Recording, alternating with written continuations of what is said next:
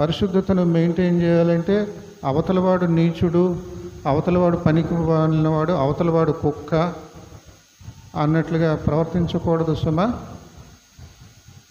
క్రీస్తులాగా వాళ్ళని మెచ్చుకోవాలి. వాళ్ళ కుక్కలే ఒకవేళ నీ నేపథ్యం ప్రకారంగా, నీ పూర్వకాలపు ఆలోచన కానీ కుక్కకున్నటువంటి విశ్వాసము నీకు లేదు.